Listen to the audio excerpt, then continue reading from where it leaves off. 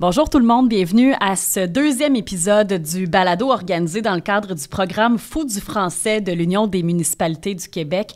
Roxane Guérin qui est avec vous encore une fois aujourd'hui. Je suis très, très contente d'avoir la chance de rencontrer tout ce beau monde-là dans le cadre de ce projet. Et aujourd'hui, on va parler de festin de livres, toujours en lien avec le cheval de fer. Je vais commencer par vous présenter mes invités. Donc, on a Lydia Mathieu. Bonjour. Bonjour. Lydia, tu as participé, toi, au festin de livres. Oui, oui. Parfait, tout comme Damien qui est à côté de moi aussi. Allô, Bonjour. Damien? Comment ça va? Très bien, vous? Ça va bien, merci. Ouais, on peut se tutoyer.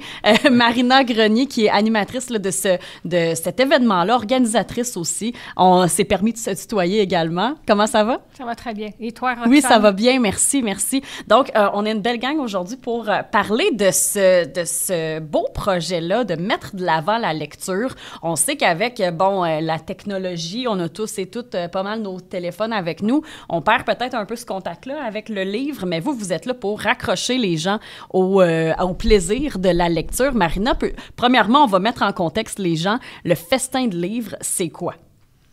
Le festin, c'est une activité dans laquelle on se promène dans les écoles primaires du centre de service de la vallée des Tisserands. On procède par des offres en début d'année et les écoles qui répondent à notre demande, bien, on se présente, on monte un calendrier et à toutes les 2 semaines, on va visiter les écoles qui se sont dites intéressées par notre activité. Mm-hmm. Donc, on arrive avec notre bibliothèque mobile. Donc, on a au moins pas loin de 3000 livres, je dirais. Wow! Et on s'installe la veille, on va s'installer.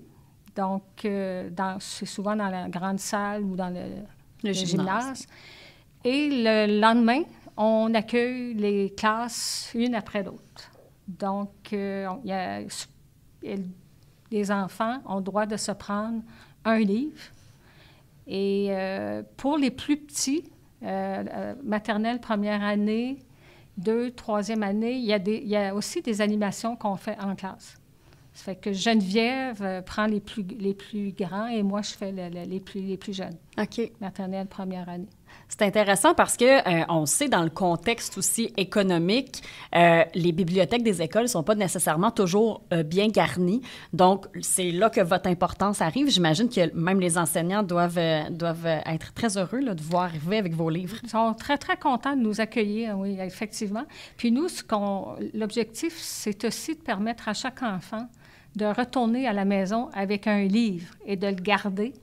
Donc, ce qui leur permet aussi, eux autres mêmes, à la maison, de se monter une petite bibliothèque. Mm-hmm, d'avoir accès. Effectivement. Puis souvent, il y a beaucoup de familles qui n'ont pas ces privilèges-là de pouvoir acquérir des livres. Ça fait que ça devient un bon moyen, le festin de livres. Mm-hmm. Oui, complètement. Puis on est présentement à la bibliothèque Armand-Frappier à Salaberry de Valleyfield. Puis ça aussi, justement, ça donne un accès aux livres à toute la population de Valleyfield. Absolument. Mm-hmm. On va parler avec vous dans une petite minute, Damien et Lydia. Mais je trouve ça intéressant que vous vous déplacez comme ça dans les écoles puis que vous donnez des livres. Comment que le budget arrive pour ces livres-là? Est-ce que c'est des dons que les gens vous donnent? Majoritairement, oui, ce sont des dons. Soit comme on en a reçu de la bibliothèque ici. Des fois, on fait le tour des marchés aux puces et tout ça. Mais l'année passée, on a eu un budget par le centre de service, ce qui nous a permis d'acquérir des livres neufs. Mm. Et ça, c'est intéressant pour les enfants. Puis en plus, ce sont des livres qui sont récents.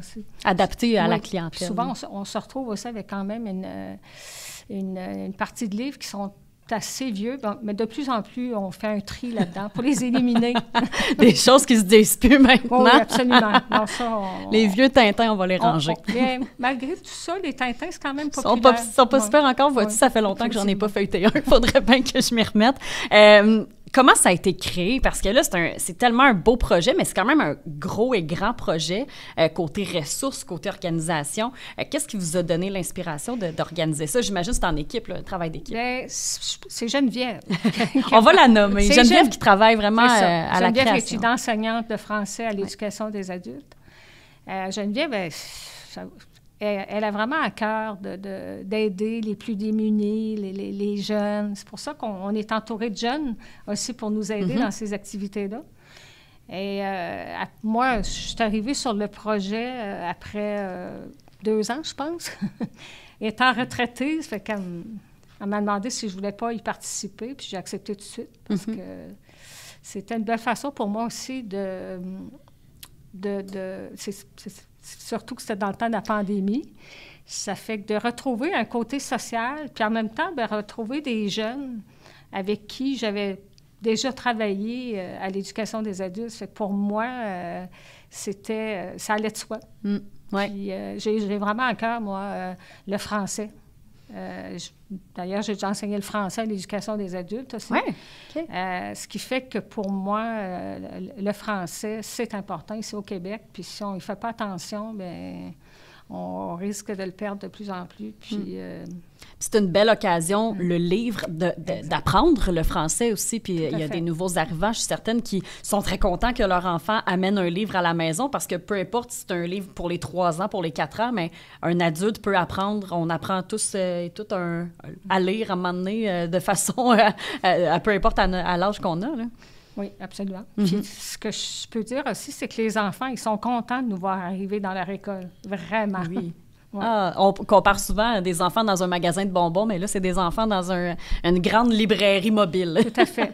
On va parler avec vous, Lydia et Damien. Vous, en fait, vous avez participé au festin de livres, pas en tant qu'enfant à l'école, j'imagine, mais en tant qu'organisateur de cet événement-là. Lydia, premièrement, on va commencer avec toi. Comment c'est arrivé dans ta vie, là, cette activité-là? Ben, dans le fond, c'est Geneviève qui nous avait proposé, parce que j'étais avec mon amie qui était censée être là aujourd'hui, mais elle n'était pas disponible. On était démotivés beaucoup, puis elle nous a dit « Ah, je pourrais vous proposer une activité, c'est bénévole, puis ça va vous faire changement un peu, vous comme faire décrocher un peu de l'école, mais en même temps, ça va vous faire plaisir, ça va plus vous motiver à venir. » Puis elle mettait tout le temps au milieu de la semaine, fait que ça permettait qu'on soit jamais démotivés. Tu sais, c'était vraiment le fun, là. On a accroché direct. Là. Moi, quand elle m'a dit des enfants, des livres dans une école, on va leur lire des toutes des choses qui te plaisaient. Ouais, j'adore les enfants. Ouais. Puis qu'est-ce qui te démotivait avec l'école, puis qui a fait que justement après ça, on en reparlera, mais qui t'a fait raccrocher un petit peu? Ben, tu sais, c'est beaucoup, les horaires étaient beaucoup chargés. Tu sais, ça faisait à peu près 2 ans et demi que j'avais pas été retournée à l'école. Que là, je me suis dit, OK, c'est un peu difficile, tu sais. Ça avait l'air facile, mais c'était pas facile. Puis là, ben, elle m'a proposé ça. Fait que j'étais comme, oui, ça va faire une activité. Puis j'ai pris ça comme du positif, tu sais. Au final, les livres, j'adore lire. Fait que, avec ça, ça m'a comme vraiment motivée, là. Parce qu'on avait constant. Sinon, si on n'allait pas à l'école... il n'y en avait plus. Bien, puis c'est d'apprendre, mais d'une façon alternative, tu sais, parce que clairement, ça t'a appris plein de connaissances, cette activité-là. Oui, plein. Ça nous a permis aussi, tu sais, parce que j'ai pas beaucoup de patience, mais ça nous a vraiment permis avec la patience. Vraiment, là, je trouve que ça vient créer un lien avec chaque enfant, là, puis c'est vraiment le fun. Là. Des fois, je reconnais des petits élèves que j'ai vus. Puis là, ils sont rendus un peu plus grands. Ouais, je suis comme « Salut! » Ils sont tous contents, là. Ben oui, c'est fun. Damien, de ton côté, comment c'est arrivé dans ta vie, là, cette expérience-là? Ben, pour ma part, à moi, ça faisait quelques années, je dirais 6-7 ans que j'avais complètement décroché de l'école. Il me restait 3 mois avant la fin de mon secondaire, j'ai tout lâché. J'ai été quelques années beaucoup sur le marché du travail. Puis ça a été ma première rencontre avec Geneviève. Elle me dit, écoute, c'était son tout premier festin de livres à la Factory, je m'en rappelle encore, je crois que c'était en 2018-2019. Puis elle me dit, écoute, je vais faire une activité, c'est avec des livres, tu viens changer autant de livres que tu veux, tu repars avec le même nombre de livres dans notre bibliothèque mobile. Je dis, OK, ça a l'air vraiment intéressant. Je viens faire un petit tour, je regarde, je prends des livres, tout. Je suis arrivé avec une dizaine de livres, puis ça a été silence radio pendant une année. 1 an plus tard, elle revient me voir à mon travail, puis elle me dit, écoute, on avait discuté un petit peu, j'avais fait l'animation du festin de livres à la Factory. Elle me dit, là, j'aimerais relancer le projet dans les écoles, ce coup-ci. Donc là, je dis, OK. Elle me dit, écoute, moi, je me cherche une équipe de jeunes d'à peu près ta tranche d'âge. Elle me dit, pour faire l'animation, la gérance, tout de ce projet-là. Elle me dit, est-ce que tu es intéressé? Je dis, sur le coup, ça a été comme... Ça a l'air d'un gros projet, mais je suis super intéressé. J'ai tout de suite embarqué avec elle. Puis ça partir de là, je dirais que tout a commencé par là. Puis toi, dans ce projet-là, tu préfères l'organisation, l'animation. Qu'est-ce que tu as découvert là, dans ce domaine-là, si on veut, parce que c'est un vrai domaine de travail? Je dirais beaucoup que ça a été la gérance de l'activité, de l'animation, vraiment le côté un peu plus gérer l'activité, parce que ça paraît simple. Quand on le dit comme ça, le monde sont comme vous déplacez une bibliothèque mobile d'une école à une autre. Non. On a 3000, comme Marina le disait plus tôt, on a 3000 livres à déplacer, on a la remorque à vider, on doit installer les tables, il faut faire la présentation aux élèves, c'est quoi, qu'est-ce qu'on fait, qui on est, pourquoi on est là. Là, il faut leur expliquer, un peu comme on va le dire dans une bibliothèque, on évite de courir, de trop crier. On est un peu plus cool que les bibliothèques. On peut parler, mais éviter de crier surtout. Mais non, c'est ça, c'est surtout vraiment tout devoir déballer, devoir monter l'activité. Après ça, les animations, il y avait le côté animation aussi, que ça, c'était vraiment cool. On faisait des marionnettes, on construisait des marionnettes avec des matériaux recyclés. Donc là, on apprenait aux jeunes le recyclage, on leur apprenait le sens du partage aussi. Emmener un livre, puis repartir avec un autre livre à la maison, le sens du partage. Ça aussi, je pense beaucoup qu'avec les années, ça se perd. Donc ça, je trouve que c'était vraiment intéressant, le principe du recyclage aussi. De dire, écoutez, regardez ce qu'on a monté. On a monté une marionnette géante avec des choses qui étaient au recyclage. Donc là, de montrer aux jeunes qu'avec avec rien, on peut construire quelque chose de vraiment magnifique. Puis je dirais vraiment qu'il n'y a pas une facette plus que l'autre qui m'a intéressé, mais ça a été vraiment l'ensemble de toutes ces facettes-là qui a mené à ce projet-là, qui a fait que ça a vraiment été une belle expérience. Puis avant le projet, est-ce que tu œuvrais dans ce domaine-là ou c'est complètement à l'opposé des choses que tu faisais? Pas du tout. J'étais... honnêtement, en fait, je me cherchais beaucoup au niveau du travail, au niveau de ce que j'allais faire plus tard. Puis en même temps que Geneviève m'a présenté son projet, elle me dit, écoute, en même temps, ça peut être une possibilité de retour à l'école pour toi. Elle me dit, je pourrais être ton enseignante, te faire retourner à l'école, te faire tout ça. Avoir un diplôme. Exactement. Puis le fait de faire l'activité du festin de livres, je dirais que ça m'a apporté un peu l'ouverture d'esprit de dans quoi je voudrais aller. Ça paraît pas, mais on gère une activité quand même assez importante. Il faut communiquer avec les écoles, il faut communiquer avec des artistes, divers artistes pour fabriquer nos marionnettes, faut contacter des gens comme la bibliothèque, pour avoir des livres, pour avoir des dons. Donc, veut pas, c'est d'apprendre à avoir une certaine gérance. Puis, Geneviève, veut pas, elle nous a beaucoup distribué ces tâches-là pour nous montrer que nous sortir de notre zone de confort, puis nous montrer que vous êtes capable d'en faire. Puis, je dirais beaucoup que c'est ça qui m'a guidé à ce que je veux faire plus tard. Puis, c'est quoi que tu veux faire plus tard? J'hésite un petit peu, mais je pense peut-être à récréologue. Ben, c'est tellement bien. C'est un métier incroyable. Puis, côté personnel, moi, j'ai un bac en... C'est pas récréologie, mais c'est le sous-programme, si on veut. Là, c'est animation et recherche culturelle, qui ne s'appelle plus comme ça depuis que j'ai gradué, mais qui a changé un petit peu de nom, mais la vocation est la même. Puis, on a besoin des gens comme toi, là, complètement, que ce soit dans les écoles ou dans les résidences de personnes âgées. Donc, je trouve ça vraiment bien, puis je pense que tu vas triper complètement. Lydia, de ton côté, qu'est-ce qui t'a plu le plus? Là, tu parlais des enfants, mais est-ce qu'il y avait autre chose? Ben, c'est vraiment qu'on a pu aussi créer des liens avec les nouvelles personnes. C'est parce que c'est pas tout le temps les mêmes personnes qui rentrent. C'est des personnes qui ont aussi le même statut que nous, qui ont envie de décrocher de l'école, mais qui essayent de rattraper, avec Geneviève qui nous a vraiment comme aidés. Puis on est comme tous sur la même, on va dire, comment le même centre. On recherche toute la même chose, d'avoir notre diplôme ou avoir un métier, mais en retournant à l'école, ça nous a vraiment permis, là, puis moi, ça fait du bien de faire une activité qui change, là, parce que l'école, tout le temps, là... Ben oui, puis comme on le disait tantôt, c'est dans un cadre différent, mais l'apprentissage est là quand même. Ben oui. Complètement. Puis Marina, oui, toi, ça te fait quoi de travailler avec cette belle équipe de jeunes-là, qui sont, mon doux, tellement motivants, j'imagine? Un peu comme j'ai dit tantôt, moi, c'est comme une suite à ce que je faisais déjà, parce que j'étais déjà là pour aider les jeunes adultes à l'éducation des élèves. Moi, c'était pour les amener vers le marché du travail. C'était ça mes fonctions. Mais ce que je trouve le fun, c'est que ce qu'on fait avec le festin de livres, ça a comme un double objectif. On rend pas juste... on n'aide pas juste les enfants dans les écoles, on aide aussi nos jeunes qui participent avec nous autres. Puis c'est ça, souvent, Lydia l'a bien exprimé, quand tu arrives à un moment où tu es comme plus motivé, bien, de faire d'autres choses, veux pas, ça leur a permis de rester à l'école, puis en même temps de développer des nouvelles compétences. Moi, c'est surtout ça, puis non, ça a un lien direct avec ce que je faisais avec mes élèves en intégration socio-professionnelle. Puis tu parlais que tu enseignais le français et j'imagine que ça aussi, ça t'a motivé à transmettre cette passion-là du français autant aux plus petits dans les écoles qu'à cette équipe-là, de continuer à parler le français, de lire les livres. Ah, tout à fait. Ouais. Tout à fait. Ouais. Puis de votre côté, Damien et Lydia, le français, vous, dans votre vie, est-ce que vous sentiez que vous le perdiez en arrêtant l'école ou pas du tout? Moi, je dirais que ça a été surtout pendant ma période à l'école parce que j'ai été transféré jeune en école anglaise. Je comprends, OK. Et j'ai vu beaucoup la transition entre quand je suis parti du français à aller en anglais. J'ai compris beaucoup de choses. J'ai beaucoup vu que l'anglais, on le perdait pour plusieurs raisons. Beaucoup de raisons. Il peut avoir pour... ça peut être un côté que les familles... ce que les familles, ça fait plusieurs générations qui sont anglophones, puis on reste anglophone, on change pas.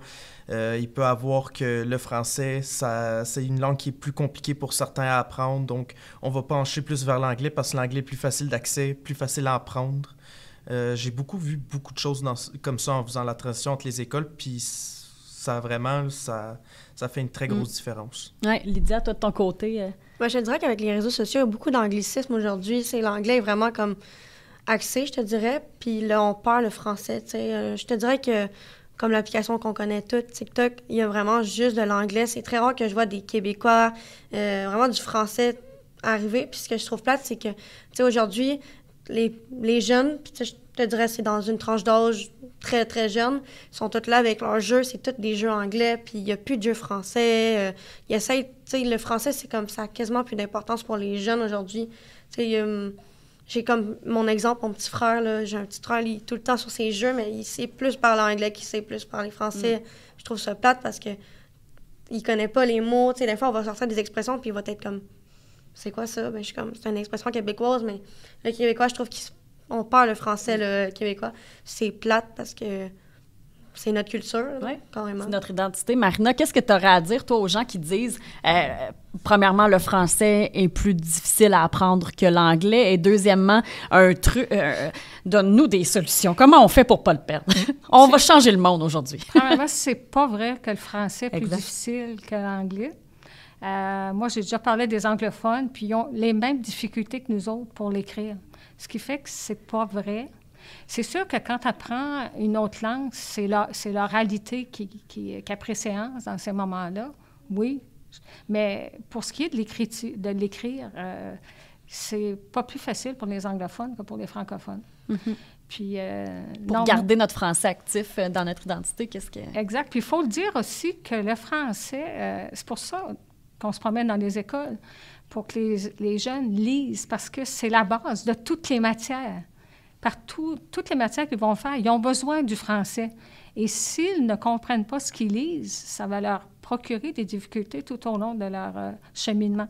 Fait que non, moi, c'est sûr que le français, c'est ma langue, puis on doit en prendre soin, puis on doit permettre aux jeunes d'y avoir accès. Donc, c'est vraiment une motivation que j'ai. Oui. Lydia, tu nous parlais de livres, justement. Toi, à quel point ça a influencé ton parcours? Parce que c'est ça un peu qui t'a amené à être intéressée par Festin de livres. Oui, ta passion pour les enfants, mais aussi pour la lecture. Est-ce qu'il y a des livres qui t'ont marqué peut-être un peu plus? Soit des livres plus pop, je dirais, là, des livres un peu pour divertissement ou pour apprendre un peu ce que tu fais avec Festin de livres? Ben, j'aime vraiment beaucoup l'artiste qui fait la vie compliquée de Léa Olivier, là. Ça, c'est vraiment un de mes livres préférés. Là, je te dirais, je ne sais plus combien j'ai de livres, mais je pense que je les ai toutes. Les hors-séries, ça, c'est vraiment le livre qui m'a permis d'aimer la lecture, je te dirais. Puis je pourrais les relire. Ah ouais, hein? OK, ouais. Tu pourrais les recommencer. Ouais, je me tannerais jamais. On dirait que même si j'ai lu l'histoire, je la connais, on dirait que je vais toujours le relire. Puis c'est toujours le fun. Ça m'a vraiment comme poussé à aimer les livres. Puis là, j'ai comme su qu'est-ce que j'aimais vraiment beaucoup. C'est comme tranche de livres. J'aime vraiment les passages à l'âge adulte, mais j'aime aussi les livres de romance. Mais vraiment comme... Ben, je pense que c'est ça le truc. Dans le fond, c'est de trouver ce qu'on aime. C'est comme dans une série, c'est comme dans les restaurants. Damien, toi, style de lecture?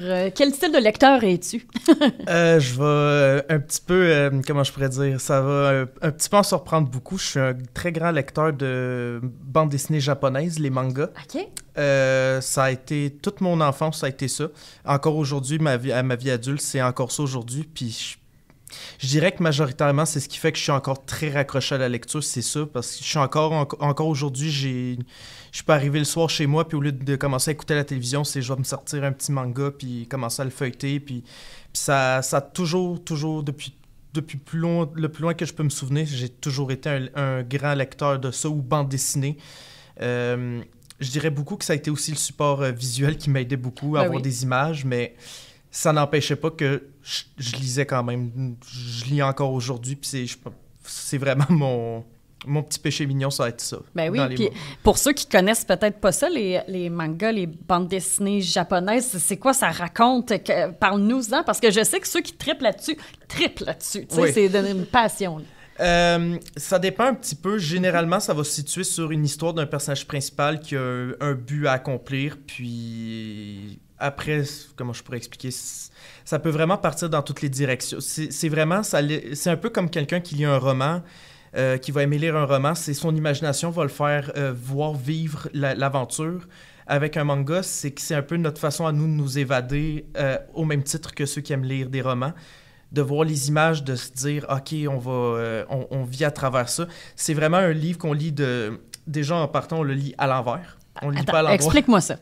Dans le fond, on lit de droite à gauche. Okay. Ouais, de droite à gauche. Nous, un manga se lit de gauche à droite. Non, nous, on lit de... Attends, nous, on lit de gauche à droite. Un manga de droite à gauche. Oui, c'est ça. Parfait, on l'a. Regarde, on va l'avoir. On est démêlés. Je me parle tout le temps moi-même avec ça. Puis, dans le fond, c'est ça. C'est... Généralement, ça va... Il y a plusieurs styles. Il y a plusieurs styles. Il peut y avoir de la romance, autant de la science-fiction que du combat. C'est vraiment, ça peut être ouvert et accès à tous. C'est ce que j'aime beaucoup avec ça aussi, c'est que c'est pas limité à un genre, à un type. On peut vraiment être ouvert, ça peut être vraiment ouvert pour tout le monde, à tous les types. Puis ça, c'est quelque chose que j'ai remarqué aussi en faisant le festin de livres.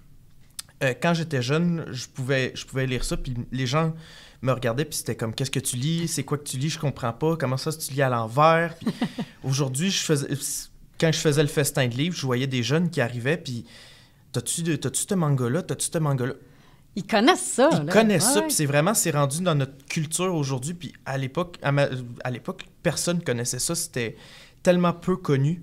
Puis ça a explosé du jour au lendemain. Je suis désolée, je réponds pas trop à la question. Non, mais complètement. Mais j'imagine que ça change de livre en livre, mais je comprends un peu mieux l'univers, parce que, comme je disais, ceux qui adorent les mangas adorent vraiment ça, puis ça en devient une... Je dirais que c'est un peu beaucoup du fantaisique. C'est beaucoup des choses qui un peu imaginaires, un peu comme si je peux en nommer les plus grands, ce serait Naruto, que ce sont sur des ninjas, One Piece, que ce sont sur des pirates. Puis c'est ce que je trouve bien là-dedans, c'est ça touche des sujets qu'on voit pas souvent dans les romans, je trouve. Admettons, on va beaucoup voir de la romance, on va beaucoup voir des aventures dans certains mondes, puis tout. Que dans ça, c'est que dans les mangas, tout est possible. Il n'y a pas de limite sur ce qu'on peut créer, sur ce qui est possible d'être imaginé ou créé. Ouais. C'est vraiment une ouverture d'esprit totale à tout.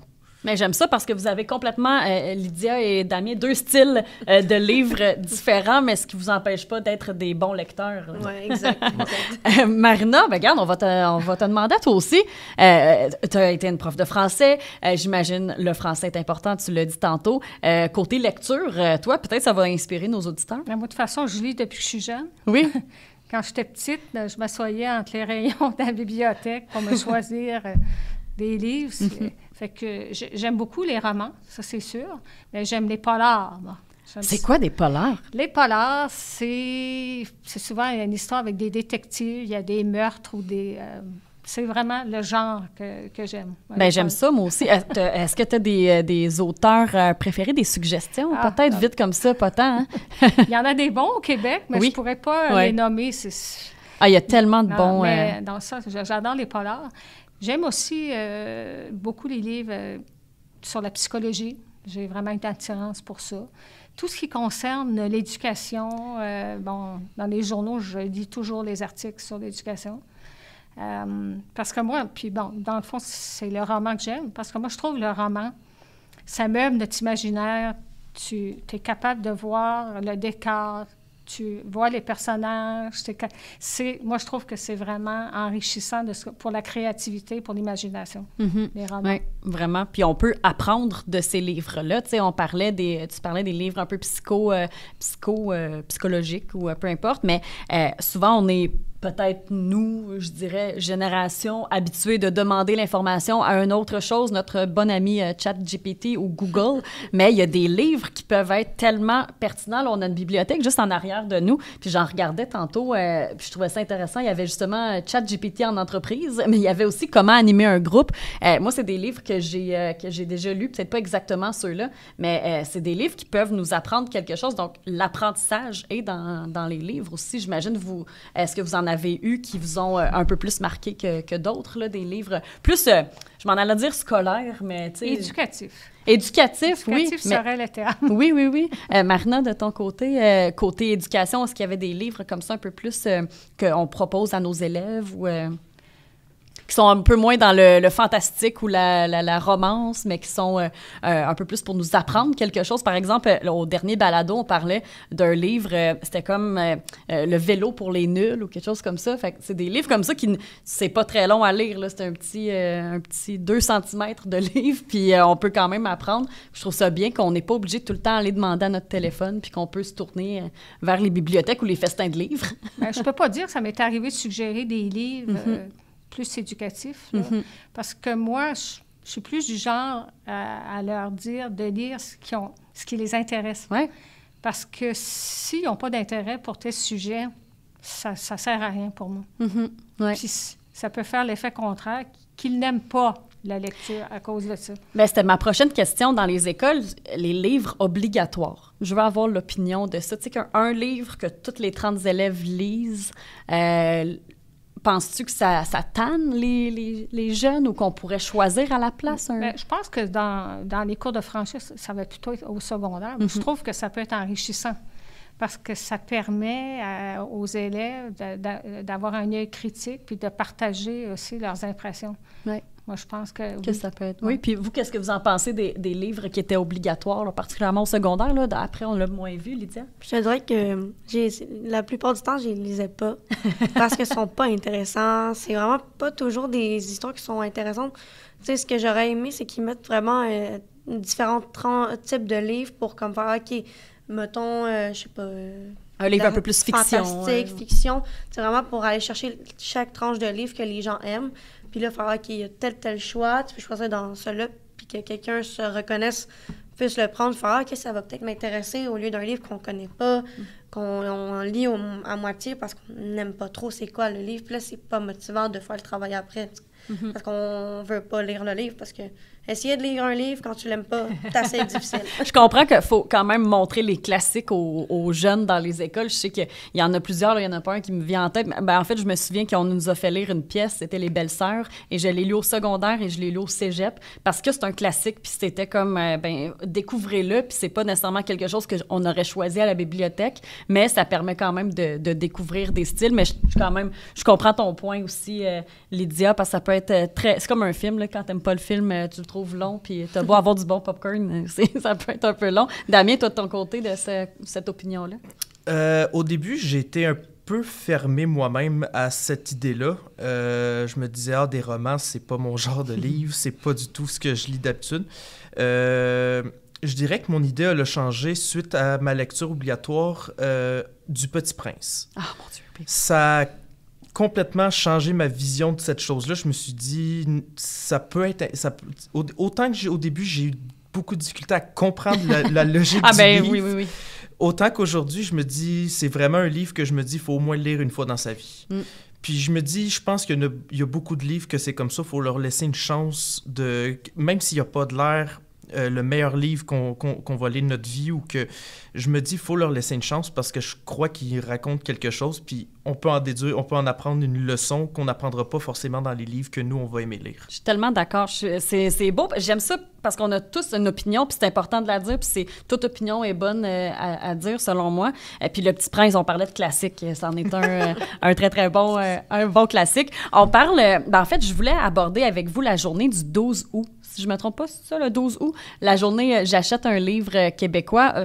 Votre opinion là-dessus, est-ce qu'il faut une journée comme ça absolument pour inciter les gens à acheter un livre, Marina? Tout à fait. Oui. Puis ça fonctionne clairement parce que je pense que les ventes augmentent sincèrement, statistiquement prouvé. Moi-même, je ne me suis pas abstenue à en acheter un, je l'ai acheté 3. Ah, ben, Caroline! Mais c'est là l'importance. On parlait du français, puis c'est correct, il y a des livres en français, pas nécessairement d'auteurs québécois. On va les prendre, on va les lire quand même, mais cette option-là d'acheter un livre québécois, penses-tu que c'est ancré dans les gens ou c'est pas nécessairement important? J'ose espérer qu'avec les années, que ça va s'ancrer. Parce que je trouve qu'on a de très bons auteurs et de très bonnes autrices au Québec. Ça fait que je trouve que ça donne cette opportunité-là de se faire connaître. Fait que oui.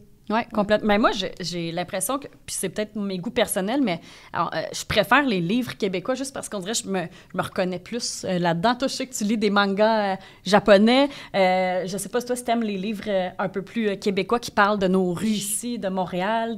Je lis que ça. C'est-tu vrai? Justement, la série que je te parle, ça se passe vraiment à Montréal. Elle déménage à Montréal, dans une nouvelle ville, pour aller au cégep, à la rencontre des nouveaux amis. Fait que ça permet, elle se déplace partout, ça va dans différentes villes, elle va dans différents voyages, puis ça permet vraiment de se reconnaître là, dans... Je suis comme, je connais cette place-là, tu sais, puis ça vraiment... On dirait vraiment que tu es à cette place-là en même temps quand tu lis la livre. Ben là, il va falloir que tu me prêtes tes livres. On va se partir un club de lecture.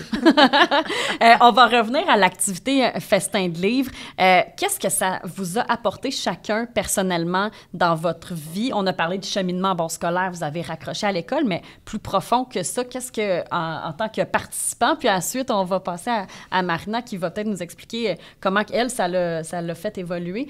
Damien, de ton côté, qu'est-ce que ça t'a amené, autre que, te raccroché à l'école? Je dirais que ça m'a beaucoup montré un chemin. Comment je pourrais dire? Pour ma part, je me sentais un peu perdu. J'étais un peu dans le brouillard, je savais pas où ce que j'allais. Puis je dirais que le festin de livres, ça m'a vraiment montré un peu un chemin. Ça m'a montré OK, je peux faire plus. Des fois, Geneviève venait me chercher puis elle me disait « écoute, on a tel projet à faire comme animation. Est-ce que tu pourrais faire l'animation de la marionnette dans la classe? » Puis moi, me disait « animer une marionnette, je me vois pas faire ça. » Ou moi, me présenter à des jeunes élèves, c'est quoi le festin de livres? C'est comment est-ce que ça fonctionne? Je me voyais pas faire ça, parler à un groupe. Puis je dirais que ça m'a beaucoup apporté de la confiance aussi. Beaucoup de confiance. Ça m'a montré que je pouvais faire plus que ce que je pouvais le croire. Que je pouvais aller au-delà de mes limites, dans le raisonnable, on va se dire dans le raisonnable. Non, vraiment, ça m'a beaucoup appris, à me connaître un peu moi-même aussi, à mieux me connaître. Comme je disais, à dépasser mes limites, à vraiment à voir que ce que je pouvais donner, ce que j'étais capable de faire, que c'était pas seulement limité à ce que je croyais, que ça peut être vraiment plus loin que ça. Puis qu'est-ce que tu croyais que c'était les seules choses que tu pouvais faire? Parce que là, c'est tout un domaine que tu as découvert. Personnellement, c'est que j'étais, comme je disais un peu, j'étais un peu perdu, j'étais un peu dans le brouillard. Je savais pas où ce que je voulais aller dans la vie, où ce que je m'enlignais, qu'est-ce que j'allais faire. J'étais vraiment un peu... Je faisais du surplace, je stagnais. Là. Puis ça m'a vraiment montrer un peu un chemin. Ça m'a vraiment dit, OK, tu peux faire ça de ta vie, tu peux faire ça de ta vie. Il n'y a pas de... La seule limite, c'est moi-même. Je suis ma propre limite de ce que je veux. Je dirais que ça a été vraiment le côté de la confiance en moi. Ça m'a vraiment montré que ma seule limite, c'est moi-même. Si je m'impose une limite, c'est que j'arriverai jamais à avancer. Donc, j'ai dit, il faut que j'aille que je brise cette barrière puis que j'avance. Mais c'est incroyable qu'une activité, comme qu'on disait, a mené à ce chemin-là. Parce qu'à la base, on s'entend, là, c'était, on a besoin un peu de ton aide, viens nous aider. C'est comme n'importe qui, là, tu sais. Ben, je dirais aussi de faire un peu les présentations, parce que par la suite, on a souvent été interviewés pour ces projets-là. On a passé dans le journal, on a fait d'autres activités. eu beaucoup, on a rencontré des artistes. Je dirais que ça a été tout ça aussi, ça m'a appris à beaucoup être moins gêné. Parce que tu m'aurais dit il y a un an en arrière que j'allais faire un balado. Je me serais pas pu. Puis non, pas du tout. Aujourd'hui, aucun problème. Je me sens très à l'aise. Donc, non, je dirais que ça m'a beaucoup apporté de la confiance. C'est incroyable. Lydia, de ton côté, qu'est-ce que ça t'a apporté? Je te dirais la même chose pour la confiance. Ça nous a vraiment aidé parce que, tu sais, quand on faisait des activités avec les marionnettes, là, fallait se présenter devant la classe. Tu sais, oui, c'est beau des petits jeunes, mais comme c'est quand même, faut que tu fasses l'activité avec eux. Là. Tu sais, fait que on était comme, OK, la première shot, c'était un peu difficile. Deuxième, après ça, c'était vraiment comme, c'était trop facile. Là, mais ça nous a vraiment aidé. La persévérance, c'est vraiment persévérer quand même. Là, on garde la motivation. Moi, je continue. Puis, tu sais, je trouve que c'est vraiment un travail que tu fais en même temps sur toi parce que c'est une activité que j'aurais peut-être pas pensé faire par moi-même. Tu sais, quand elle me l'a proposé, j'étais comme, ben, oui, je vais le faire. Ça. Puis, tu sais, ça permet juste comme de rencontrer du nouveau monde, tu sais, de travailler sur soi-même. Tu sais, j'aurais jamais pensé comme lui, là, faire un podcast. Là, moi, j'avais pas trop confiance. Là, quand elle m'a dit ça, je suis comme, OK, je vais y aller. Puis, qu'est-ce que ça a changé dans toi? Tu as dit que ça t'a appris sur toi-même. Qu'est-ce qui a changé entre la Lydia d'il y a, quelques années et celle qui est devant nous aujourd'hui? Je te dirais la maturité, pas mal, beaucoup. Ça m'a aidé à devenir beaucoup plus mature. Là. Tu sais, on voit vraiment, tu sais, les gens là-bas c'est tous des adultes aussi, là, tu sais. C'est vraiment de voir comme, je te dirais, on dirait quasiment qu'on est des parents, là. Je comprends, oui. Dit de même, là. Ben, c'est oui. C'est comme, tu parles aux petits-enfants, tu vois, c'est quoi un peu la vraie vie, tu sais. Tu pourrais voir qu'est-ce que ça ferait d'avoir un enfant à côté de toi. Puis ça nous permet vraiment de... Moi j'étais tout le temps là. J'étais contente de les avoir, là. J'aime vraiment beaucoup les enfants. Oui, puis est-ce que ça a influencé une carrière possible, soit en éducation? J'avais déjà pensé être éducatrice, là, peut-être, là, mais c'est encore à voir, là. C'est encore On est encore en indécision, là, on sait pas. Là. C'est vraiment correct, mais je trouve ça bien que tu t'es découvert une passion comme ça. Marina, finalement, toi, de l'autre côté, tu sais, du spectre de l'animation puis de la création de cet événement-là? Ben moi, ce que j'aurais envie d'ajouter, premièrement, c'est mon amour pour les enfants, mais c'est aussi l'amour que j'ai pour ces jeunes adultes-là, avec qui j'ai travaillé de nombreuses années. C'est de les voir évoluer, c'est de les voir se dépasser. Pour moi, ça, c'est très important. Puis il y a certains jeunes, tu sais, c'est d'aller à leur rythme. Puis tranquillement, moi, en tout cas, je me suis donné ce rôle-là, c'était de les amener tranquillement à aller un petit peu plus vers les enfants, tu sais, leur confier des nouvelles tâches. Puis c'est le fun de voir jusqu'où ils peuvent aller. Puis je parle de Lydia puis Damien, eux autres, ils savaient qu'est-ce qu'ils avaient à faire. Je pouvais leur faire entièrement confiance. Ouais. Ils connaissaient les tâches qu'ils avaient à faire, puis... tu sais, comme pour les plus petits maternels, bien, après qu'ils ont choisi leur livre, bien, tu sais, ils allaient faire la lecture aux enfants. Tu sais, je savais que je pouvais compter sur eux autres. Puis j'essayais le plus possible qu'ils respectent chacun leur force, tu sais, dans les tâches, pour eux autres où ils étaient plus à l'aise. Mm-hmm. Ça fait que non, ça me permet juste de voir. Puis ce que je trouve encore, c'est que je suis signifiante pour les jeunes adultes. Autant je les aime, je crois que c'est réciproque, autant j'ai fait ma place auprès d'eux autres. Ouais. Puis, mais c'est important d'avoir ça. J'apprécie tout ça. Ouais, c'est vraiment important. Je considère que je peux encore leur apporter quelque chose. Bien, certain. Damien, mettons, les gens qui nous écoutent, s'il y a des jeunes adultes, disons-le comme ça, qui nous écoutent puis qui se disent « Ah, ben je sais pas, ça serait-tu un projet qui pourrait m'intéresser? » Qu'est-ce que tu leur dirais pour dire « Eh bien oui, vous devez participer à ça, c'est incroyable. » Moi, je dirais qu'il faut l'essayer au moins une fois avant de... Comme le dicton le dit, ne jugez pas un livre par sa couverture. Wow. Essayez-le au moins une fois, puis faites-vous votre idée, faites l'expérience. Franchement, ça vaut vraiment la peine de l'essayer. C'est vraiment une belle expérience à vivre. Écoute, autant qu'on fait des nouvelles rencontres, on se fait des nouveaux amis, autant qu'on a du plaisir à animer cette animation-là. Puis ça se limite pas juste à, comme je disais, ça se limite pas juste à la distribution de livres. On fait de l'animation avec des marionnettes, on rencontre des artistes, on rencontre des gens intéressants, on se déplace, on va un peu partout. un petit peu une genre de petite vie de famille, là, je dirais. Ouais. Donc, franchement, ça vaut vraiment la peine de l'essayer. Puis j'imagine, on revient à la maison avec plein d'anecdotes. Là. Les enfants, ça a de la jasette, puis ça doit vous en dire des affaires. Ben oui, ben oui. Des livres aussi de temps en temps. Oui, c'est ça. Ouais, c'est assez difficile quand t'as 5 enfants après toi qui te disent la même chose ou qui te disent différentes affaires. Là, t'es comme, 5 minutes, on va commencer par toi. Oui, c'est ça. Ils commencent, ils partent de gauche, ils se rendent en haut, à bas, à droite, puis ça part dans tous les sens. Puis même des câlins. Ouais. Ah, des ben câlins, oui, là. ça, c'est une belle paye. On a des événements qui s'en viennent, justement, dans le cadre du festin de livres. Je ne sais pas par cœur là, si vous avez les dates, mais c'est super intéressant avec les écoles dans la région. Donc, c'est partout dans la région, c'est ce que j'ai compris. Du centre de Du service. centre de Vallée des Tisserands. OK. Nous, c'est notre territoire. Puis, il y avait aussi à la factory en décembre pour permettre à des familles, peut-être qui avaient pas, où on n'est pas allé dans les écoles, de pouvoir se procurer des livres. Soit, puis même, ça peut devenir l'occasion de faire des cadeaux pour Noël. Tellement. Donc, ça, c'est en décembre cette année, ça? Ça avait lieu, c'est ça, en décembre. OK. Non. Les festins de livres, ça n'est pas commencé encore. Ça fait que... Donc, présentement, on enregistre le balado. Là, on est en octobre 2025. Mais quand vous l'écouterez, là, on sera peut-être avancé. Peut-être que les festins de livres auront déjà commencé. Mais s'il y a des enseignants qui nous écoutent ou même des gens qui travaillent au centre de service là, ou des parents qui veulent aller dire aux profs de leur enfant « Hey, emmenez ça à l'école, c'est incroyable », bien, n'hésitez pas à connecter avec le Cheval de Fer. C'est super simple là, de les contacter. On va se laisser là-dessus. Je pense que ça fait à peu près... ça fait un bon bout qu'on se parle, presque une heure, mon Dieu. On a de la jasette.